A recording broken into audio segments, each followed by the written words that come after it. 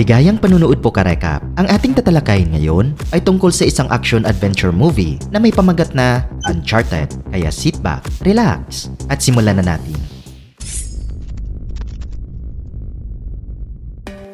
Nagsisimula ang pelikula mga karekap nang ipinakita sa atin ang isang profesional na magnanakaw at part-time bartender na si Nathan Drake na nakabite ng libo-libong talampakan sa ibabaw ng dagat. Na-stuck siya sa isang trail ng kargamento na mismong nakasabit sa likod ng isang eroplano. Ginagamit ni Nate ang kanyang hindi kapanipaniwalang athleticism upang iligtas ang kanyang sarili. Ngunit nang nakahinga siya ng maluwag ay isang vintage na sasakyan ang nakapunta sa exit ramp at tumama sa kanya. Mamamatay na sana siya, ngunit may biglang humawak sa kanya. Pagkatapos ay nag-flashback ang pelikula mga karekap, 15 taon na ang nakaraan sa Boston. Isang teenager na si Nate ang nakasabit sa balkonahe ng isang museum. Malapit na sana siyang mahulog, ngunit dumating ang kanyang nakatatandang kapatid na si Sam at iniligtas siya. Malalaman natin karekap na ang dalawa ay pumasok sa Boston National Museum upang nakawin ang orihinal na mapa ng ekspedisyon ni Ferdinand Magellan. Ayon sa ilang mga kwento mula sa panahong iyon, ang paglalakbay ni Magellan sa buong mundo ay upang mahanap ang isang nakatagong gintong kayamanan. Hindi na siya nakauwi na ang ibig sabihin ay nasa kanyang barko pa rin ang mga kayamanang iyon. Malinaw na plano ni Sam na gamitin ang mapa upang mahanap ang malaking nakaimbak na ginto. Pagkatapos ay idinikit niya ang kanyang kutsilyo sa keyhole at sinubukang buksan ang estante na may hawak na artifact. Ngunit biglang tumunog ang alarm at nahuli ang magkapatid. Mabilis silang dinala pabalik sa bahay ampunan kung saan sila nakatira. Napag-alaman na ito ang ikatlong beses na nahuling nagnanakaw si Sam. Ang punong madre na nagpapatakbo ng ampunan ay nagpasya na huwag na siyang tanggapin muli at pinilit siyang layuan ang kanyang kapatid. Pagkaraan ng ilang sandali ay pumunta si Nate sa kanilang dormitoryo at nakita si Sam na palihim na lumabas ng ampunan. Ipinangako niya sa kanyang nakababatang kapatid na babalik siya balang araw at nagyakapan ang dalawa. Pagkatapos ay nag-fast forward ang pelikula mga karekap sa kasalukuyang araw kung saan ang isang nasa hustong gulang na si Nate ay nagtatrabaho bilang isang bartender sa New York. Siya ay isang kaakit-akit na tao na labis na sanay sa pagnanakaw ng mga gamit nang walang anumang hinala. Ipinakita ni Nate ang kanyang kakayahan nang siya ay nag-serve sa isang mayamang babae. Una niya itong ginulo sa pamamagitan ng pag-aalok ng lighter at pagkatapos ay nagnakaw ng isang brilyante na pulseras sa kanyang pulso. Sa malapit ay isang batikang fortune hunter na nagangalang Victor Sally Sullivan ang nanunood sa ginawa ni Nate. Pagkatapos ay nilapitan niya si Nate at nag-alok sa kanya ng pagkakataon na sumali sa isang paparating na ekspedisyon. Tinanggihan ng lalaki ang alok at magalang na hiniling si Sally na umalis sa bar. Gayunpaman, hindi nagtagal ay nalaman ni Nate na kinuha ng estranghero ang pulsiras mula sa kanyang likod na bulsa at nag-iwan ng business card sa halip. Pagkatapos ng kanyang shift sa bar, ay pumunta si Nate sa address na binanggit sa card na nagkataong apartment ni Sally. Habang nag-uusap ang dalawa, ay ibinunyag ni Sally na kanina pa niya pinagmamasdan ang binata at isiniwalat kung saan niya itinago ang pulsiras. Agad naman itong hinawakan ni Nate at aalis na sana nang biglang may nakita siya. Laking gulat niya nang makita ang orihinal na kopya ng mapa ni Magellan na nakalagay sa isang sulok ng silid. Kasunod nito ay ibinunyag ni Sally na dati niyang katrabaho si Sam at alam niyang kapatid niya si Nate. Nag-udyok ito ng talakayan tungkol sa paglalayag ni Magellan at kung paano ito nabankroll ang mga Moncadas. Lumalabas na ang maharlikang pamilyang ito ay naging pangunahing manlalaro sa ilang mga kalupitan sa buong kasaysayan. Idinagdag ni Sally na tinulungan siya ni Sam na nakawin ang tala-arawan ni Eduardo Elcano, ang kapitan ng barko ni Magellan. Naglalaman ito ng mga impormasyon ng paglalakbay ng barko at maraming mga pahiwatig na maaaring humantong sa kanila sa nakatagong pile ng ginto. Sa bandang huli ay sinabi ni Sally na gusto niyang samahan siya ng binata sa paghahanap ng kayamanang ito. Hindi makatanggi si Nate sa ganoong kalaking pagkakataon, kaya agad niyang tinanggap ang alok. Kinabukasan ay inihayag ni Sally ang unang hakbang ng kanilang plano, ang nakawin ang sinaunang Golden Cross na isa sa dalawang susi na kanilang kailangan para mahanap ang kayamanan. Nasa kanya ang isa at ang pangalawa ay gaganapin para sa auction sa isang museum sa New York. Alam ni Sally na si Santiago Moncada, ang panganay na anak ng pamilya Moncada, ay sinusubukang bilhin ang cross dahil ito ang minana ng kanyang pamilya. Pagkatapos ay inatasan si Nate na kunin ang electrical grid sa museum habang si Sam ang responsable sa pagnanakaw ng krus. Makalipas ang ilang araw karekap ay pumunta ang dalawa sa auction at tila saglit na kontrolado ang lahat. Parehong alam ng mga lalaki ang kanilang mga responsibilidad na nakawin ang Golden Cross. Ngunit nagsimulang magkamali ang mga bagay nang makita ni Sally ang isang babae na nagngangalang Joe Braddock. Siya ay isang walang awa na mersenaryo at ngayon ay nagtatrabaho kay Santiago Moncada. Agad niyang nilapitan si Sally na nagpapahiwatig na alam niya kung bakit siya naririto. Gayunpaman, ang ating mga bida ka-recap ay nagpatuloy sa kanilang plano at si Nate ay pumasok sa control room ng museum. Papatay na sana niya ang kuryente, ngunit nahuli siya ng malaking matipunong Scottish na tauhan ni Moncada. Sa pangunahing bulwagan, si Sally ay kailangang maghintay ng oras sa pamamagitan ng pagtatangka na malampasan ang Moncada sa auksyon. Ganap na alam niya na wala siyang pera para makipagsabayan sa mayayamang aristokrata. Sa kabutihang palad, si Nate ay namamahala upang maiwasan ang kalaban at gumawa ng isang paraan upang maging sanhi ng isang diversion. Siya ay nakabitin sa isang kalapit na chandelier na lumilikha ng kaguluhan. Ginamit ni Sally ang pagkakataong ito para mabilis na magpalit ng uniforme ng security team ng museum. Pagkatapos, ay kinuha niya ang maleta na naglalaman ng cruise at nagkunwaring dadalhin ito sa isang safety locker. Gayunpaman, tumungo siya sa labas ng parking lot kung saan naghihintay si Nate sa kanyang sasakyan. Pagkatapos ay sinimulan nila ang ikalawang yugto ng plano at kukunin ng dalawa ang pangalawang artifact at naglakbay sa Barcelona. Doon ay nakilala nila ang kasama ni Sally na si Chloe na nagdala ng pangalawang cross. Agad niyang sinabi na hindi siya nagtitiwala sa dalawang lalaki at sa katunayan ay lantaran niyang sinabi na ayaw niyang magtrabaho sa kanila at lumayo. Si Sally na nag-aalinlangan sa kanyang mga intensyon ay nagsabi sa kanyang kasama na suriin ang backpack kung saan nakalagay ang cross. Sa kanilang labis na takot ay napagtanto nila na ninakaw ni Chloe ang artifact at ngayon ay tumatakbo palayo patungo sa parking lot. Hinabol siya ng mga lalaki mula sa iba't ibang direksyon, ngunit siya ay masyadong mailap. Sumakay na si Chloe sa kanyang sasakyan at aalis na sana nang nakapunta si Nate sa harap ng sasakyan. Pagkatapos ay pinaalala niya sa babae na hindi niya talaga alam kung saan hahanapin ang kayamanan kung wala ang kanilang tulong. Nang walang ibang pagpipilian ay napilitan si Chloe na makipagtulungan sa dalawang lalaki dahil mayroon silang tala-arawan ni Eduardo Elcano. Si Nate, na bihasa sa pag-decipher ng mga teksto, ay ilang beses na pinag-aralan ang journal. Naglalaman ito ng guhit ng isang puno at napagpasyahan niya na ito ay isang simbolo ng relihiyon. Maya-maya, ang tatlo ay nakatayo sa harap ng simbahan ng Saint Mary of the Pine at ang emblem ay tumutugma sa puno sa diary. Pagkatapos, ay napagpasyahan nila na suriin ang buong lugar para sa karagdagang mga pahiwatig sa mismong gabi. Sa ibang lugar ka-recap, sa Moncada Foundation Headquarters ay nagalit si Santiago sa kanyang ama na si Armando. Ito ay dahil plano ng ama niya na ibigay ang kayamanan ng buong pamilya sa isang charity. Kalaunan sa araw na iyon ay nakipagkita si Santiago sa kanyang ama sa isang pampublikong parke at nag-usap tungkol sa bagay na iyon. Naninindigan ang matanda sa kanyang desisyon at bumalik sa kanyang sasakyan.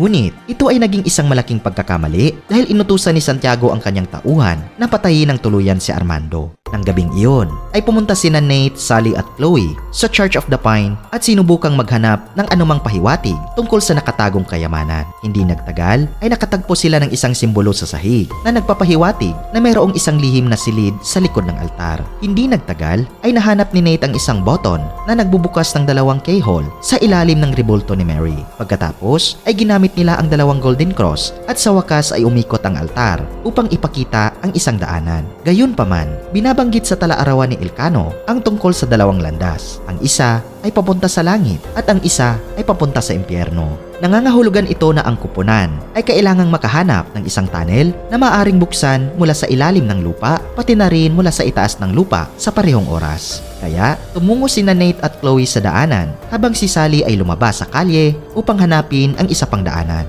Nagpasya silang gumamit ng geolocation app para subaybayan ang mga posisyon ng isa't isa sa lahat ng oras. Pagkatapos ng kaunting paggalugad, sina Chloe at Nate ay nakatagpo ng isang crypt na nagtatapos sa isang trapdoor. Ginagamit nila ang kanilang golden cross upang i-on ang keyhole sa trapdoor, ngunit ang mga bagay ay nagsimulang maging tunay na nakakatakot. Ang buong espasyo ay nagsisimulang mapuno ng tubig mula sa fountain na nasa itaas mismo ng crypt. Para makalaya sila, ay kailangang maghanap si Sally ng isa pang daanan sa ground level. Sa kabutihang palad, hindi nagtagal ay napansin niya ang isang butas sa dingding ng isang malapit na restaurant. Ang tanging problema ay dahil nakatayo si Braddock sa kanyang landas at ganap na nagnais na nakawin ang Golden Cross. Nagkaroon ng matinding away ang dalawa at kalaunan ay nagawa siyang patumbahin ni Sally. Pagkatapos ay dali-dali niyang binuksan ang keyhole sa tamang oras. Ilang metro sa ibaba sa underground crypt, ang tubig ay nagsimulang maubos at ang kanyang dalawang kasamahan ay nakaligtas sa kapahamakan. Kasunod nito ka-recap ay nakakita si Sally ng simbolo malapit sa water fountain na parang hagdan. Ipinahiwatig niya na ang simbolo ay naglalarawan sa parehong mga golden cross na pinagsama na dapat gumawa ng isang solong susi. Kaya ibinaba niya ang kanyang krus sa pamamagitan ng drainage grill sa ibaba patungo sa crypt. Pagkatapos ay pinagsama ni Nate ang dalawang artifact at nagawa nitong bumuo ng isang sulong susi na parang hagdan. Gamit ito ay pumasok sila Chloe sa isang Roman antechamber na may mga higanting urn sa gitna. Nagagalak ang dalawa at iniisip na sa wakas ay natagpuan na nila ang ginto ni Magellan at nagmamadaling tingnan ang mga urn. Ngunit ang kanilang kaligayahan ay mabilis na naging kabiguan dahil ang mga sisidlang ito ay puno ng asin. Gayunpaman, nakahanap si Nate ng isang mapa na nakatago sa malaking tambak ng asin na nagpapahiwatig na ang kayamanan ay nasa Pilipinas. Sa kasamaang palad ay sinamantala ni Chloe ang pagkakataong ito para linlangin si Nate at kunin ang mapa para sa kanyang sarili. Ibinunyag din niya na itinatago ni Sally ang katotohanan tungkol kay Sam sa kanya bago patumbahin ang binata gamit ang kanyang baril. Makalipas ang ilang sandali ay nadatna ni Sally si Nate na nakahiga at walang malay sa underground crypt. Ginising niya ito ngunit agad na tinanong ni Nate kung ano ang nangyari sa kanyang kapatid. Naiwan na walang pagpipilian. Sa wakas ay ibinunyag ni Sally ang katotohanan tungkol sa nangyari noong isang taon sa isang lugar na tinatawag na San Sebastian. Siya at si Sam ay tinambangan ni Braddock na bumaril sa kanila. Walang pagpipilian si Sally kundi ang tumakbo at iwanan ang kanyang kaibigan na humantong sa kanya upang maniwala na si Sam ay patay na. Nalungkot si Nate sa paghahayag na ito at nagsimulang questionin kung gusto pa ba niyang magpatuloy sa misyon. Gayunpaman, tumanggi siyang sumuko sa paghahanap at nagpa siya na manatili kay Sally sa ngayon. Sa ibang lugar karekap, sa isang nakakagulat na twist ng mga kaganapan, ay inihayag ni Santiago na kinuha niya si Chloe bilang bahagi ng kanyang kupunan. Nagiging malinaw ito sa lalong madaling panahon na dinala niya ang mapa sa Moncada Foundation Headquarters. Pagkatapos, ay naghahanda si Santiago upang magtungo sa Pilipinas kasama ang kanyang mga tauhan na kinabibilangan ni Braddock at pati na rin ni Chloe. Kinabukasan, ay tinunton ni Nate at Sally ang mga tauhan ni Santiago sa isang paliparan. Ang aristokrata ay nagdadala ng maraming kagamitan, tao, at maging ang paborito niyang pulang Mercedes sa Pilipinas. Nakakita ng pagkakataon ang dalawa at pumasok sa trunk ng kotse. Pagkaraan ng ilang sandali ay lumipad ang eroplano mula sa Barcelona at tinipo ni Moncada ang kanyang mga tripulante para sa isang pagpupulong. Ikinuwento niya kung ano ang nararamdaman niya na ipinagkanulo ng Magellan's crew ang kanyang pamilya. Siya ay abala sa paghihip ng sarili niyang trompeta nang biglang nilaslas ni Braddock ang kanyang lalamunan. Pagkatapos ay pinahayag na siya at ang lahat ng iba pang mga goons ay nagplano ng pagtataksil na ito sa loob ng maraming buwan. Gusto nilang hanapin ang kayamanan gamit ang mga resources ni Santiago at itago ang lahat ng pera para sa kanilang sarili. Gayunpaman, hindi niya napapansin ang dalawang mahalagang bagay na nangyayari. Una ay tahimik na umiwas si Chloe at nagtago sa loob ng paboritong Mercedes ni Santiago. Pangalawa ay lumabas si Sally at Nate sa trunk ng sasakyan. Sa kalaunan ay nakuha ng mga lalaki ang mapa habang ang mga tauhan ni Braddock ay abala sa paghahanap kay Chloe. Binuksan ni Nate ang mga cargo chute dahilan para lumipad palabas ng eroplano ang malalaking kahon ng kagamitan. Matapos matagumpay na masira ang eroplano ni Braddock ay nagawa ni Sally na tumalo ng ligtas gamit ang isang parachute. Si Nate naman ay na-stuck sa kargamento at ito ang nakita natin karekap sa unang eksena ng pelikula. Nang si Nate ay nakabalik na sa eroplano. Nakahinga siya ng maluwag, ngunit pumunta sa kanyang kinatatayuan ang pulang Mercedes. Ang sasakyan, si Nate at Chloe, ay nahulog na ngayon patungo sa dagat